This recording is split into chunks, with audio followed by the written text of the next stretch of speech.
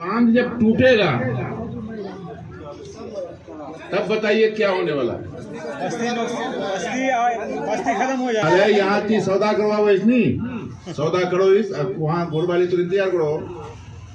अचुक्कर टूटे गए वहाँ मैंने पूर्णागंज स्कूल ले लगी वहाँ बांध तो ती वहाँ बाढ़ से लगी रहो। अब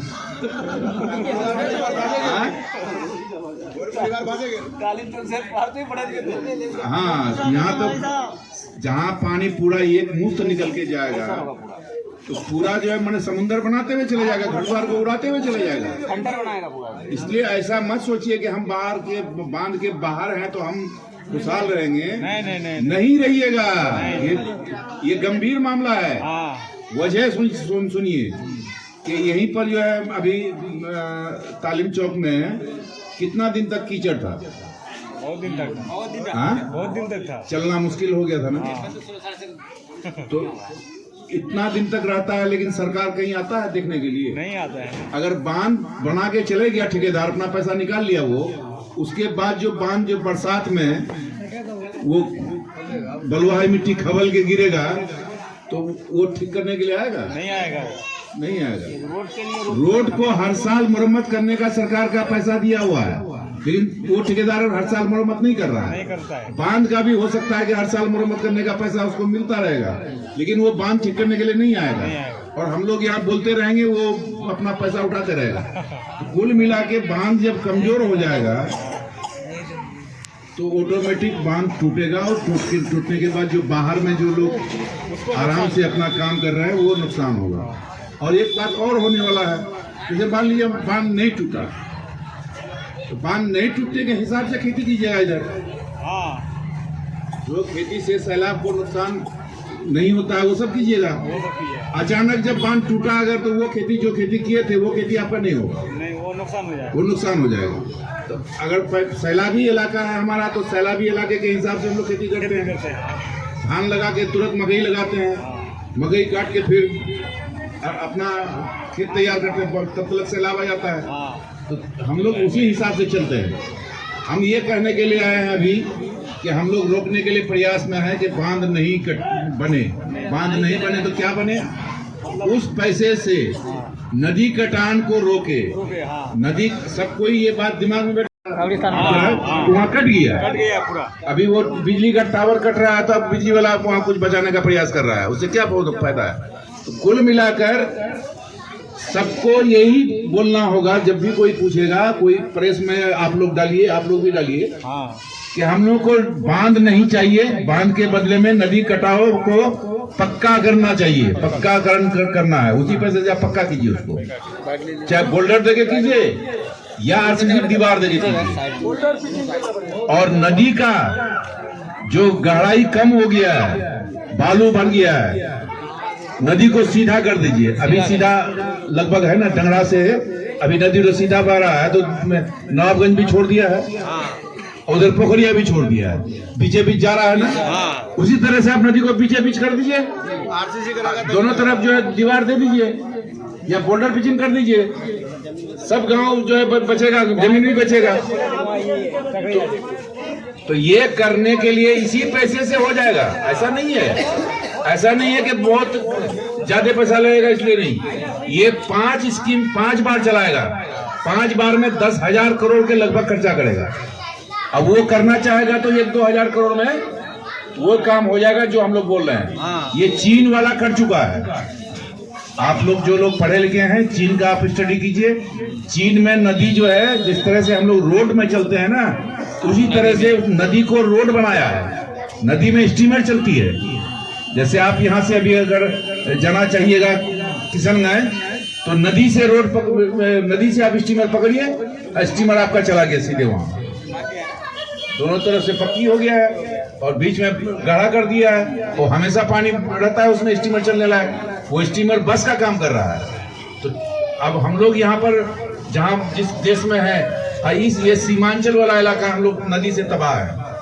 अगर हम लोग का लड़का, नौजवान लड़का सब बाहर जाके नहीं कमाता अगर, तो यहाँ एक भी बिल्डिंग आज के डेट तक नजर नहीं आता। यहाँ कमा करके कोई आदमी बिल्डिंग दे पाइएगा? बताइए तो पहले। नहीं पाएगा। यहाँ कोई कमाई है नहीं, यहाँ रोजगार है नहीं। तो सबको बाहर जाना पड़ता है।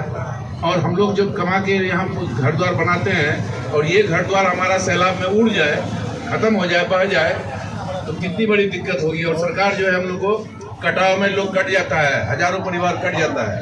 सरकार नियम बना के रखा है, सरकार नियम बना के रखा है कि विस्थापित के लिए 5 डिसमिल जमीन देंगे। सरकार नियम बना के रखा है कि उसको घर बनाने के लिए इतना पैसा देंगे, लेकिन एक भी आदमी को दिया है क्या? नहीं देता है। आपका कागजे इतना देर में आप पूरा हो जाता है, कागजे में खाना पूर्ति करके वो चले जाता है।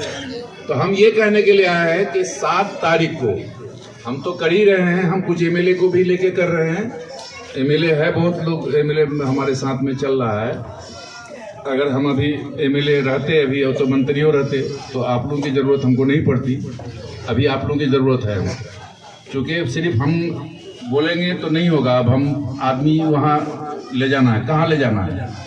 पटना? पटना नहीं ले जाएंगे, बाईसी जाना है।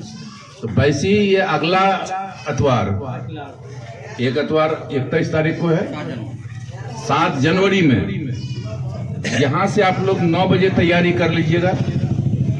दुखवा चौक से ठीक 10 बजे निकल जाइएगा। कैसे निकलिएगा? जुलूस लेके। हाँ है, देखिए, बोलिए। अब 12वीं में भी कई बार गए हैं आप लोग, 12वीं में भी 2-3 बार जुलूस लेके गए।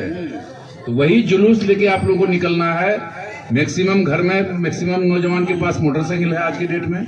मोटरसाइकिल का जुलूस अलग से ले जाइए, 4 चक्का का लीजिए, टेम्पू लीजिए, ट्रैक्टर लीजिए, सब गाड़ी उस दिन फ्री होना चाहिए और पूरा हड़ताल होना चाहिए। और कोई ये बात अगर बताए अगर हमारे गाँव आने में कि 5 बल्ले फायदा है तो वाक न्यूज को खुद मोल ली वहां से लड़ी नहीं करूँ, वाली समझू मामी आवाज हो जो बनले फायदा है वो जी बढ़िया से समझे ना हम हमो बनवाने की कोशिश करूँ। सही बात। फायदा अगर समझो तो बोले जे मोड़ो तो हम इला मथा पर चिकी बार न करो।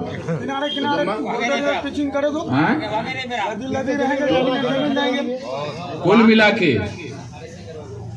अभी हम अगर 50 आदमी को लेके पैसे में कुछ बोलेंगे उसका असर, और 50,000 आदमी को लेके बोलेंगे तो उसका असर, फर्क है कि नहीं? बहुत फर्क है, फर्क है ना। तो ये हम लोग करने जा रहे हैं 7 जनवरी दिन अतवार, वहाँ प्रोग्राम बाईसी हाई स्कूल। हाँ, बाईसी हाई स्कूल में 11 बजे का प्रोग्राम है। आप लोगों को 2 बजे से पहले फुर्सत मिल जाएगा।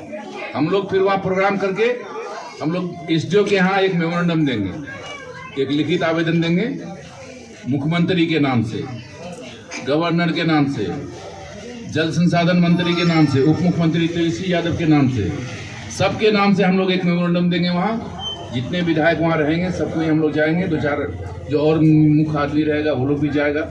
6 आदमी को जाने का परमिशन होगा, वहाँ जाके हम लोग मेमोरेंडम दे देंगे। आप लोग चुपचाप घर आ जाइएगा। तो हम लोग जो देख रहे हैं अभी, हम लोग जो तैयारी कर रहे हैं, तो बनगावा पंचायत में गए थे तो बनगावा पंचायत का उन लोगों का कहना है कि हम लोग एक भी आदमी घर में नहीं रहेंगे, और वो लोग तो कहता है कि औरत को भी नहीं रखेंगे, सबको ही जाएंगे। वो भी बराबर है तो बस वो भी जाए, तो सबको ही जाए। तो सबको ही जाइएगा अगर, तो इंशाअल्लाह सरकार को सुनना पड़ेगा। और बांध बनने के बाद कोई झमेला हुआ अगर तो वो सुनवाई नहीं होगा। अभी एक बांध बना है डगड़वा के पास, जिसको हम लोग बांध पुल बोलते हैं। तो वो बांध है, झुआ ब्रिज से शुरू हुआ है और ऐसे कटिहार होते हुए उधर से ये डगड़वा होते हुए चला गया रड़िया। हमारे यहाँ का नदी और किशनगंज का नदी में फर्क है। किशनगंज में कनकई, जो कनकई हमारे यहाँ है वो कनकई किशनगंज में नहीं है, वहां से महानंदा आता है।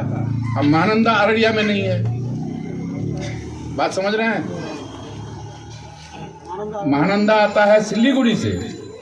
सिल्लीगुड़ी जो बाजार घुसते हैं वहाँ एक लोहा का ब्रिज है छोटा सा, वो महानंदा है।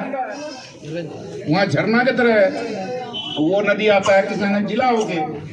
और अररिया से आता है परवान और कनकई और पनार, ये अररिया जिला से आता है। तो किशनगंज वाला हो सकता है कि कहेगा कि नहीं बनना चाहिए, जो नदी के किनारे है वो तो वहाँ का भी आदमी कहेगा कि नहीं बनना चाहिए। लेकिन ज्यादा लोग वहाँ प्रभावित नहीं है, वहाँ नदी कम है किशनगंज में। एक तो रतवा है, एक तो ये है, एक तो बुढ़िया मंदी बोलता है, वो लोग सूख जाता है, बोले वो बुढ़िया कनकई, तो वो मैंने सुखाड़ में सूख जाता है। हमारे यहाँ 3 नदी नहीं सूखता है, न कनकई सूखता है, न महानंदा सूखता है, न परवान सूखता है। ये तीनों नदी जिंदा नदी है 24 घंटा। तो किशनगंज और अररिया का सब नदी टोटल बैसी में आके मिल जाता है, टोटल नदी बैसी में। तो हम लोग का महानंदा यहाँ डंगड़ा हुआ, और डंगड़ा से परवान कितना दूर हुआ? 6-7 किलोमीटर। तो ये 6-7 किलोमीटर के अंदर में कितना बांध बनेगा? नहीं, बीच में कनकई भी है ना, वहाँ सिमलवाड़ी के पास, चोपड़ा सिमलवाड़ी के पास कनकई है। तो बांध बनेगा तो हर नदी पर दो बांध बनेगा, एक पूरब बनेगा, एक पश्चिम बनेगा। जब सब नदी पर बांध दो बांध बनेगा तो हो गया 3 नदी में 6 बांध। क्या अब 6 बांध बन गया तो 6 बांध का बचा हम लोगों का क्या? सब तो नदी के सब गांव के अंदर, बांध के अंदर आ गए।